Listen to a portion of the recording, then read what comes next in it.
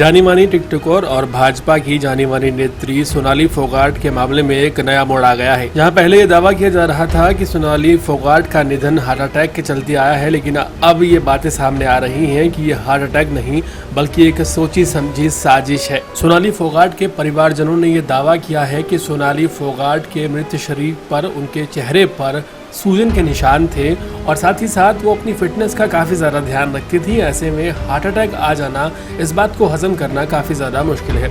साथ ही साथ उन्होंने गंभीर आरोप सोनाली फोगाट के पीए पर लगाए हैं। सोनाली फोगाट का पीए, जिसका नाम सुधीर सांगवान बताया जा रहा है, उसको लेकर परिवार ने न सिर्फ शक जाहिर किया है बल्कि कुछ अहम सबूत भी सामने रखे हैं। उनका कहना है कि उसका बिहेवियर हमेशा से अजीब था। वो कभी भी सोनाली फोगाट को अकेला नहीं छोड़ता था।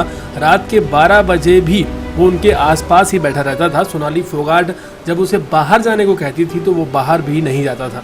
सोनाली के घर वालों का कहना है कि जिस दिन ये वारदात हुई उस दिन पीए ने ही इस बात की जानकारी दी थी कि सोनाली फोगाट के साथ अनहोनी हो गई है।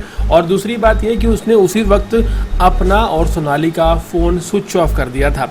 वहीं पुलिस की तफ्तीश की अगर बात की जाए तो वो बार बार बयान बदल रहा है। कभी कहता है कि सोनाली फोगाट की रात को तबीयत खराब हुई थी और कभी कहता है कि तबीयत सुबह खराब हुई थी। सोनाली फोगाट के परिवारजनों ने यह भी दावा किया है कि हिसार आने के बाद सोनाली फोगाट कोई बड़ी बात बताने वाली थी, लेकिन इससे पहले कि वो वापस लौटती उनके निधन की खबर सामने आ गई। वहीं परिवारजनों का कहना है कि दरअसल सोनाली फोगाट जब हिसार से गोवा गई थी तो उस वक्त वहाँ के सीसीटीवी रिकॉर्ड्स सुधीर सांगवान ने अपने आदमी को भेजकर मंगवा लिए थे। सोनाली का परिवार ये मानने को तैयार ही नहीं है कि उनकी मौत हार्ट अटैक से हुई है। परिवार का दावा है कि सोनाली की हत्या की गई है।